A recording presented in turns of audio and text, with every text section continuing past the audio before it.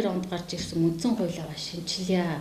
Энэ дээр бас бол танаа нам бол нэлээд дөрвтэй байр суурьтай тодорхой бодлого чиглэл гаргасан байгаа. Энэ талаараа бас үргэлжлүүлээд хэлж өгөө. Монголчууд маань эх орноосоо дүрвээд байгаа.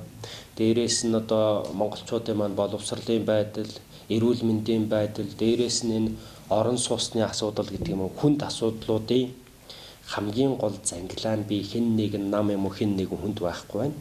92 оны үндсэн хууль маань тэр боломжуудыг нь хулгайлчаад байна гэж хараад байхгүй. Тэгэхээр бид нар бол Монгол Ардын хувьсгалт нам энэ одоо үндсэн хуулийн шин төсөл буюу одоо 5 дугаар үндсэн хуулийн юм төслийг боловсруулад байгаа. Энэ бол одоо нэг 3 гаруй одоо бараг 4 жилийн өмнөөс ард түмнэрээ хэлэлцүүлээд бүх ард түмний маань хүсэл эрмэлзэл сайн сайхан амьдрах энэ номонд багтсан гэсэн.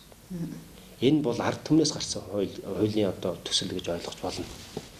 Тэгэхээр 92 оны үндсэн хууль маань бол өөрөө нөгөө либерал хууль, либерал хуулийн зарчим маань бол одоо үйлчлээд явж байгаа, хүчин төгөлдөр үйлчилж байгаа учраас либерал хуулийнхаа дагуу жишээлбэл одоо 30 гэр бүл гэж нэг ярьдаг шүү дээ. Тэр 30 гэр бүл гэдэг бол одоо 92 оны үндсэн хууль маань үлгийдэж гаргаж ирсэн гэж би боддог. 30 гэр бүлийг дэлхийн тэрбумтнууд болгосон 3.2 сая хүнийг бол одоо тийм хүсэл мөрөөдлийг нь хүртэл солонгос явах байдал болгосон гэдэг юм одоо ингээд хэцүү амьдруулж байгаа 30 гэр бүлийг дэлхийн тэрбумтан болгосон зүйл бол 92 оны үндсэн хууль байна. Одоо бид нар бол одоо цоошин үндсэн хуультай болох цаг болсон гэж би залуу хүнийхээ хувьд энэ дээр одоо 100% гэж боддог. Тэгээд тэр хууль нь бол харин шинэ хууль нь бол хөгжлийн хууль байх хэрэгтэй. Одооны хууль бол шилжилтийн хууль 92 оны үндсэн хууль. Одоо бид нар хөгжлийн хуультай болох хэрэгтэй. Хөгжлийн хууль гэж байгаа нь ер нь хөгжил гэдэг маань бол би бодохдоо бол хүний хөгжил юм байна гэж хараад байгаа шүү дээ. Маш энгийнээр ярих юм бол бид нар одоо цоо шин үндсэн хуулийн дээрээ хүнээ нэгдүгээр тавих хэрэгтэй байна. 92 оны үндсэн хуулийн дээр бол одоо би нэг ингээ баг бахтаа санддаг шүү дээ. Нөгөө ховын өмчийг хуулиар хамгаалж шүү гэл. За тэгээ тэгдэг гэсэн шүү дээ. Урай лооз яваа. Тэгээд нэгнийхээ ингээл дэвтрийг нь ингээл авчингууд ховын өмчийг хуулиар хамгаалж байгаа шүү гэх тээ. 92 оны үндсэн хуулийн зарчим чинь тийм байхгүй юу? Либерал хуулийн амин сүнсний юу гэдэг вөхөр эд баялаг л байдаг байхгүй юу? Одоо бол бид нар тийм зарчмаар явахгүйгээр одоо бол хүн одоо хамгийн том юу байна. Энэ нийгмийнхээ хамгийн үнд зүйл нь байна. Эд баялаг биш л гэж үздэг байхгүй. Тэг хүнээ яаж хамгаалах юм гэхээр нэгдүгээр Монгол хүмүүсээ эрүүл байлгая гэж. Эрүүл мэндийн асуудлыг одоо төр харж эргэж харахгүй болохоо болчлоо шүү дээ.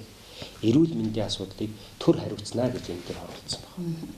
Тэгэх юм бол одоо бид нар нэг өвддөг одоо гайгүй мөнгөтэй хүн одоо нэг эрүүл байдаг, мөнгөгүй хүн одоо ингээд баг үхэх гэж байгаа юм шиг энэ системийг бүгдийг нь өөрчлөё гэж. Хоёрдугаарт нь боловсрол дээр мөн адилхан. Хүн болгоныгоо боловсролтой болгоё гэж. Боловсролынхын зардлыг төр хөнгөлөх чөлөөлөх асуудлыг шийдэж өгнө гэж энэ төр оруулж. Гуравдугаарт нь Монгол хүн эх орондоо одоо ам бүлээрээ сайхан амьдрахад орон сууцныхын асуудал гэдэг юм одоо сайхан тэр асуудлыг нь орон байрныхын асуудлыг төр шийдэхгүй болохгүй юм байна. Одоо ингээд орон байр авахын тулд одоо нэг сүүлийн үеийн нэг онгоо хүртэл гарцсан байлээ шүү дээ. Одоо үнгүү орон сууц авж яах гинэ. Ямар тохиолдлоор авж яах гэхээр одоо нөгөө нэг цагдаагийн албаа хаагч албан үүргээ гүйцэтгэж явахдаа нас барахаараа байртаа болж байна. Амь эрсдүүл байртаа төрийн албаа хаагч. Түүнээс бол өөр тохиолдолд одоо байртаа болох ямар ч нөхцөл байхгүй.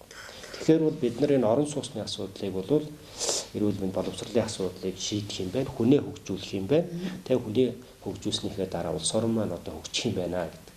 Ийм зүйл концепт бол энэ дээр ингээ ороо явж байгаа.